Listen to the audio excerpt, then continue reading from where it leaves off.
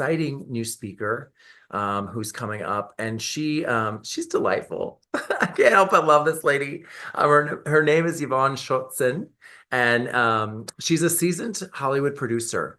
You may know the Rosa Parks story starring Angela Bassett.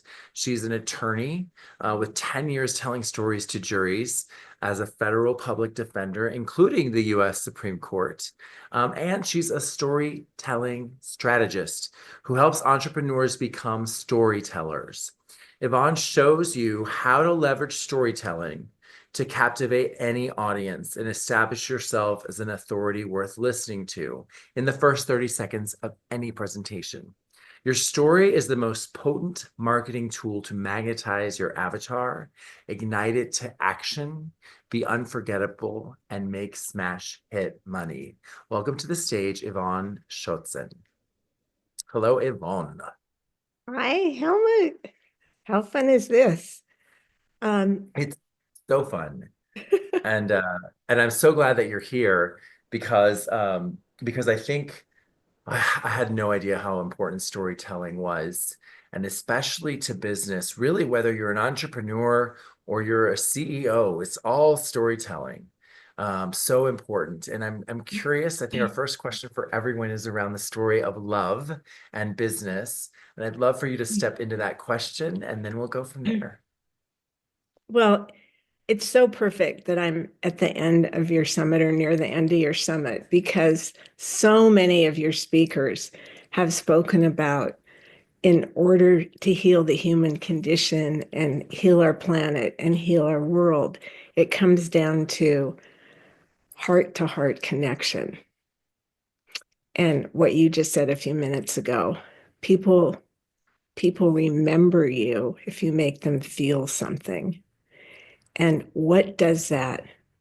What does those two things more than anything else on the planet than something we have in our own control? And that's our ability to share our stories. So many people think their story's not enough, or they think their life is not worth the look of a deep dive into what's your signature story. But there are simple skills where one human with another, with aware listening and an open heart of their own, can open another person and bring forth their story. So sometimes, like Renata said, people aren't ready because they don't think they're enough. Whatever the low self-esteem is, that comes up a lot when people don't think they have anything that's really a story.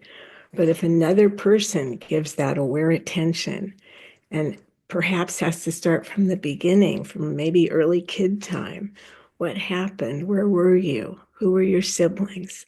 What are some of the memories you have that shaped your early life? It's like such a gift to people to be fully present and aware and explore a journey that they took, whether it's their life journey or one of the gifts I offer to people who have lost a loved one is, for example, to explore the journey of their relationship with that person from, oh, how did we meet? And what were some of the high points? What were the low points? What happened at the end? And how are you feeling? And when people share their journey, if it's about their own life or someone they deeply care about, or just the simple universal stories that happen every day between us that we all identify with. I was coming home. It was late. I was tired. I got a flat tire. Just anytime there's a problem or a conflict, it's truly fodder for a mini story. Some of them have more significance than others, but the ability to help people see those stories and then connect them to their dreams, their goals, and their business, their branding, their vision for themselves. of being potent and present and seen in the world, that all starts with your story. Okay, first of all, I love how you speak. I always have since the first moment I met you, because you're a great, an excellent storyteller. And you're right. I was just brought to curiosity as you. I've always thought that like every human life has a story to tell, right? And it seems like from that, there's also some learning, some wisdom, something to share from the story, right? That can help the next generation or a group of other individuals. Is storytelling ultimately a way of loving the rest of the world? I think so. And that's just a wonderful question, Helmut. It's if, as Renata said, that sense that we can't help people till they're ready. But if you shine your light on somebody who maybe at that moment isn't ready, but reflect back to them something about the journey in their life and go, wow, you did that. Wow, you overcame that. And here you are today thriving. It's like people are ashamed of their failures.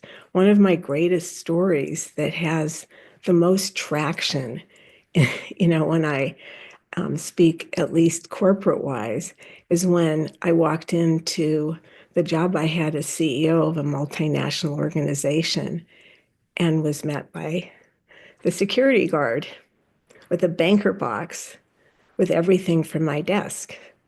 And I was told that I was terminated.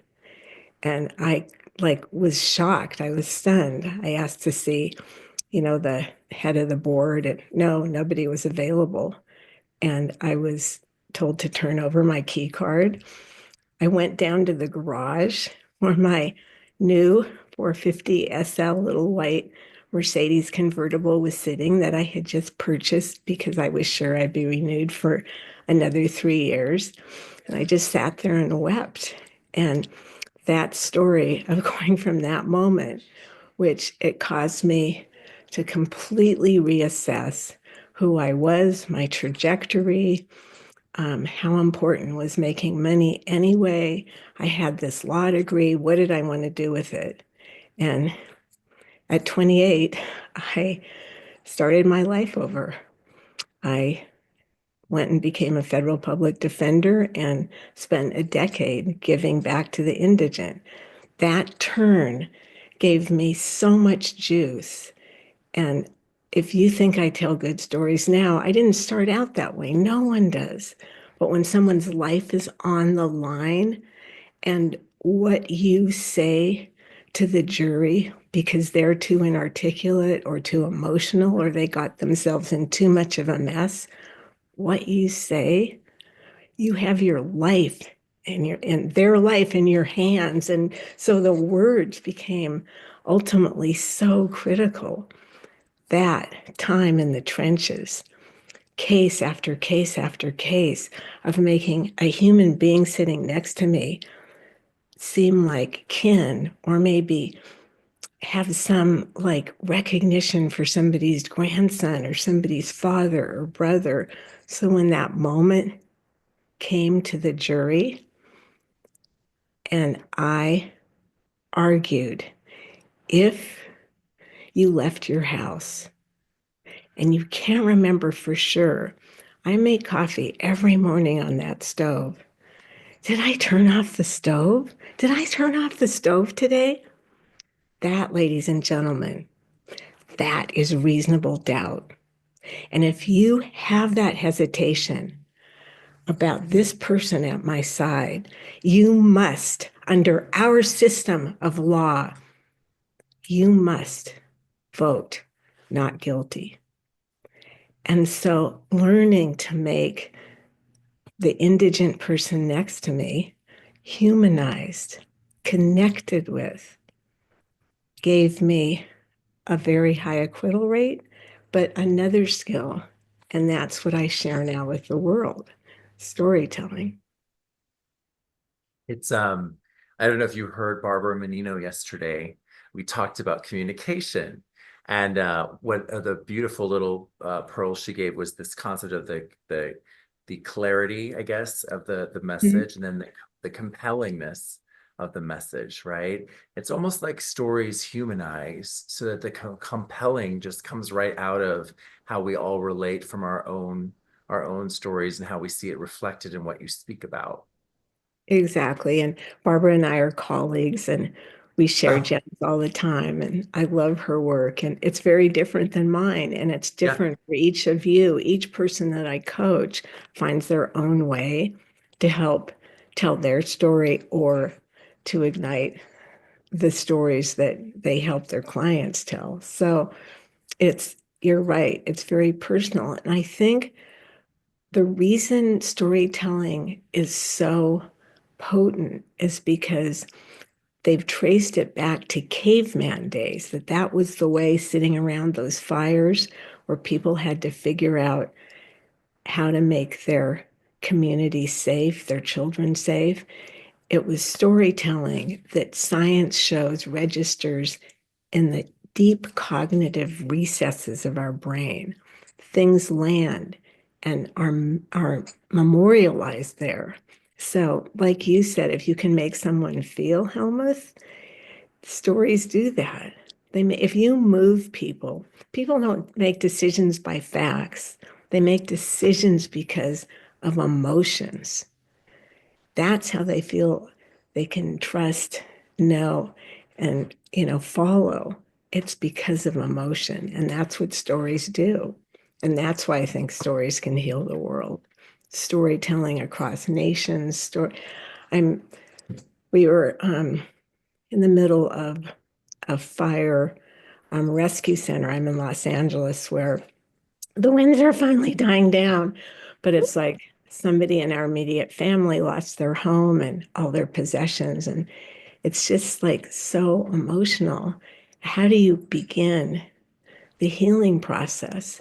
And I was just thinking about our own family that escaped 3 different times. We got notices, and then the siren comes on.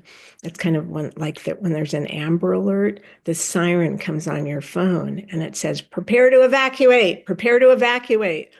And so you run around and you get everything and we have like 5 rescue animals and we put them all in the crates and we got our little box of passports and valuables.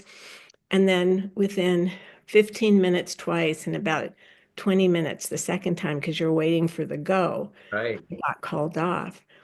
But we had to stay up all night to see if one of those would come for 3 nights in a row. So we did shifts. And it's like after 3 days of being on alert for terror, I felt so exhausted. I mean, and I thought to myself, what are the families like in Gaza where they don't know, like, or the Ukraine, where it's just like it felt like a war zone. And I lived it for 3 days. Imagine what it must be like in those countries. And if we can feel those feelings and expand like that, to have compassion for those around the world in the war-torn places that need our riches, our abundance, and yes, our stories that everything can be okay.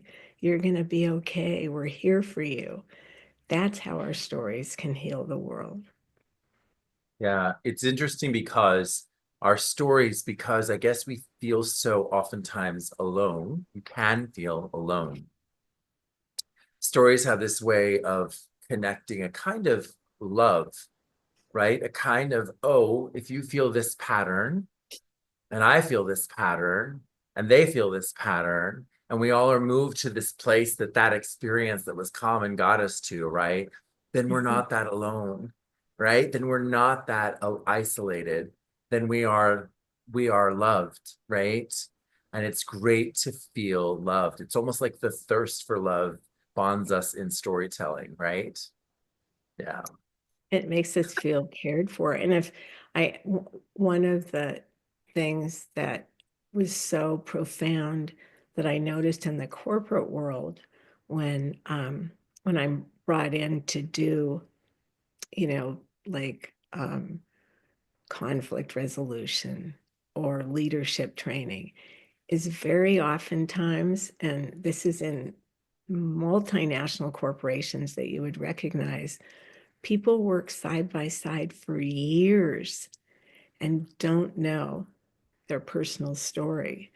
And I remember there was, I won't name the corporation because sometimes people like myself are considered secret weapons, you know, the people who come in and Right. make them better leaders. And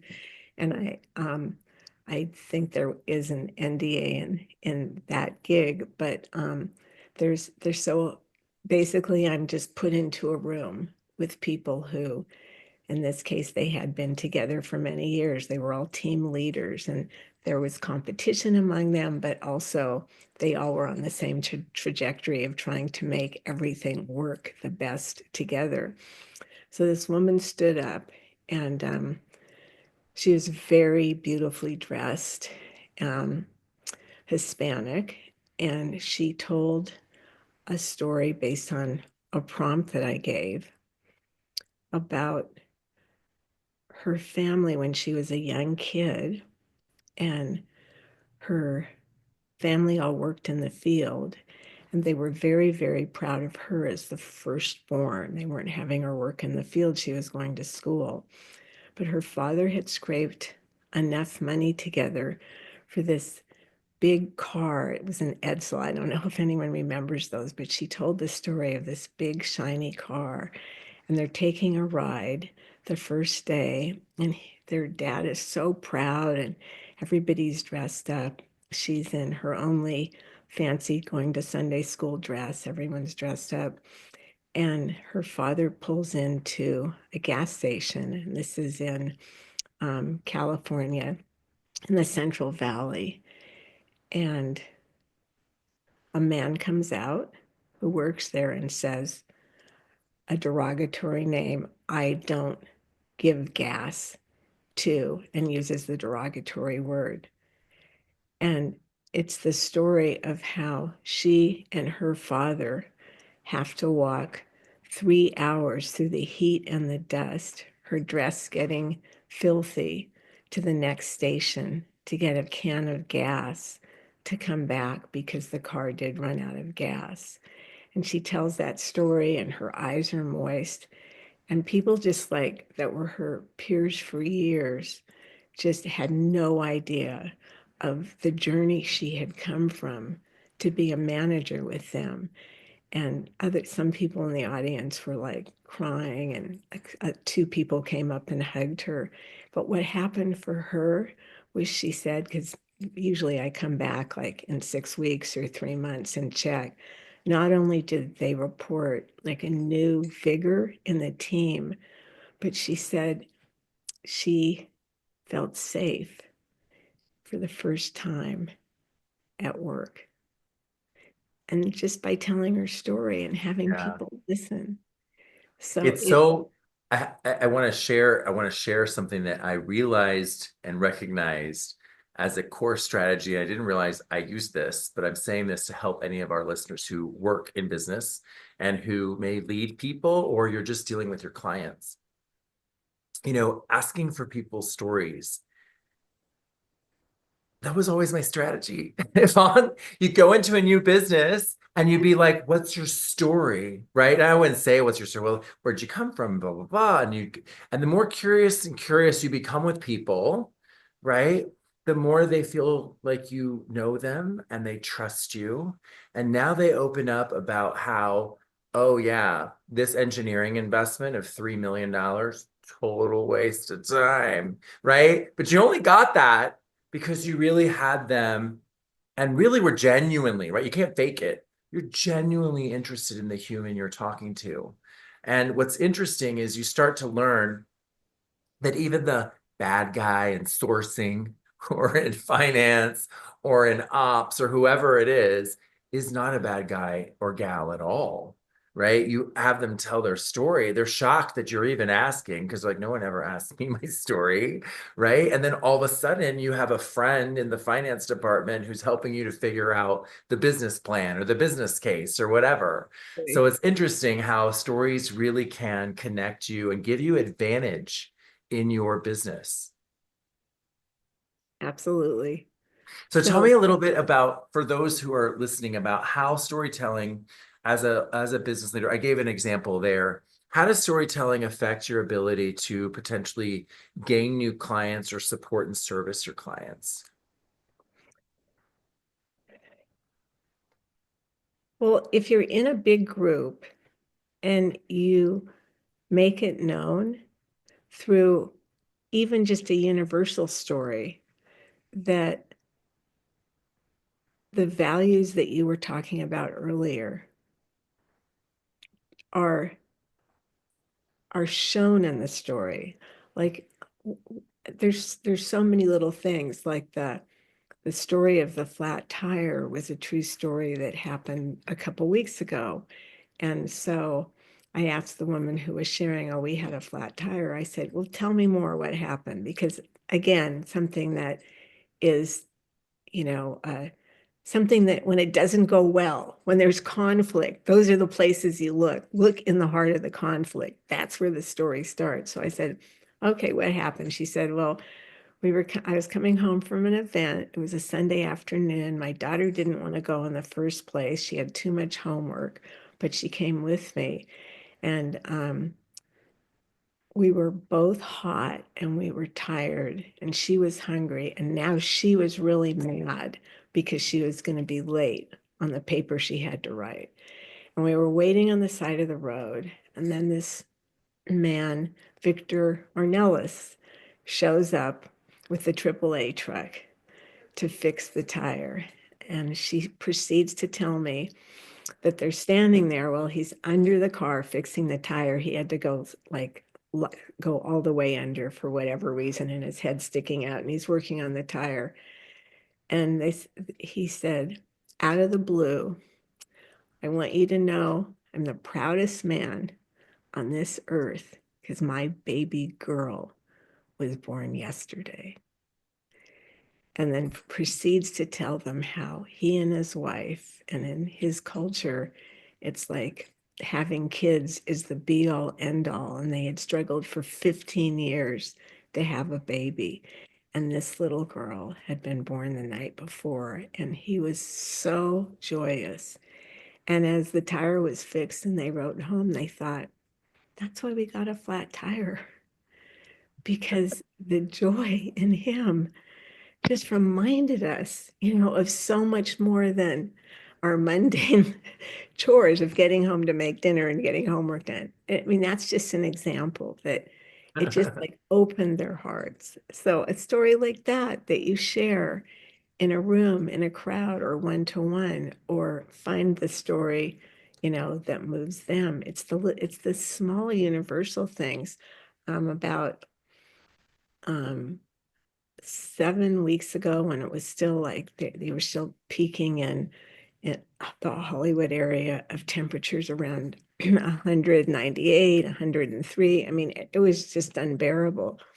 I went outside because I heard crying and I thought, what's going on? It was the end of the afternoon.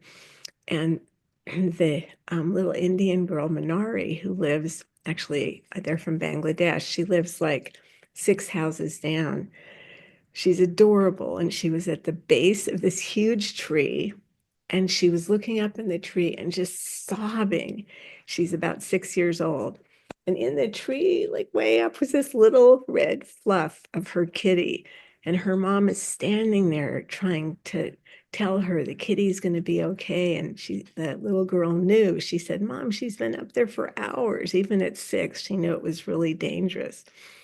And so gradually people started coming out, trying to help, coming up with suggestions. They called Tom Robard, who lives 6 doors up, to bring his pool skiff because it's on this Yeah. extender pole. And somebody got a ladder, and if people held the ladder, now there's about 6 or 8 people. More and more people are coming out. They're holding the ladder for him. He's putting his skiff up into the tree. Everybody's going, kitty, kitty, kitty. Instead, the kitty ran higher in the tree.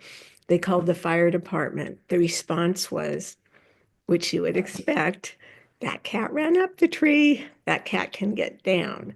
But the fact is, one of the neighbors on the street had feline experience. And she said, baby kittens very often have not yet formed the claws in their back paws to climb backwards down. And so it was a true crisis for this little creature. And finally, when now there's about 9 people on the street, somebody remembers that about a mile away, so and so has a neighbor that they met at a block party that had a tree trimming company. And after like 45 minutes of everyone trying to problem solve together, this guy shows up with his truck and puts like the little thing up in the tree and lifts the kitty down, and everyone's cheering. And so, how is that a business story? So, think about the collaboration, the community coming together, people reconnecting, the common goal, the common purpose, the brainstorming. I mean, so many business strategies from a little story like a kitten stuck in a tree. Stories, they're All magic. stories. So I know, imagine. So I have so many other thoughts to talk about storytelling. One of the things I want to be sure, first off, that we share with people your freebie before I kind of turn our conversation a bit. What is your freebie exactly? And Dos will throw that So in. I have a free gift where you can download a PDF. I think I gave you two, and then the VIP, Okay. and that's the 3 steps in my process, which is design your story, discover your story, design your story, deliver it with impact. And there's a little description of my strategy. And then my free gift is to work my strategy on you in a 30-minute blockbuster call. I'm still actively making movies. I'm on my 14th and we're in production. So I only have room for 9 people. But for the first 9 who sign up, we would work together and begin that process of finding your journey to your signature story. So that's really fun. And I added a little pizzazz for this special summit just for you, Helmut, which is I sometimes do visualizations once the story starts coming to help people forward see it, like even Mm. other people have given in their gifts, so that you go into an alpha state and you're there after your story starts emerging and you see the gifts of that insight manifested into your future in a way that draws and magnetizes your tribe to you to catapult you to all your dreams. That's beautiful. It's so funny, like haha, but also like, is it or is it meant to be? I am so fascinated with the concept of storytelling into the future. We do so much of, I'm gonna call it rehashing. And I look at social media particularly, and we're like, nee, nee, nee, nee, nee, nee, nee. And you go, nee, nee, nee, nee, nee, nee. The same reel, listening to some music, and everyone's dancing the same way. And you just see 17 different people doing the same thing. Okay, that's cute. Doesn't tell a whole story. But a lot of our media is full of these sort of like, yeah, been there, done that. I could do that with my friends too. We relate to it. We laugh. We're excited, right?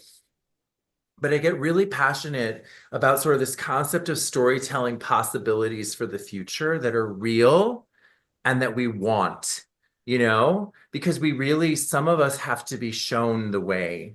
Some of us have to be shown the possibilities. A lot of what we've been talking about in this series is about love in leadership. And my core premise, my stand in the world is truth, love, and possibility.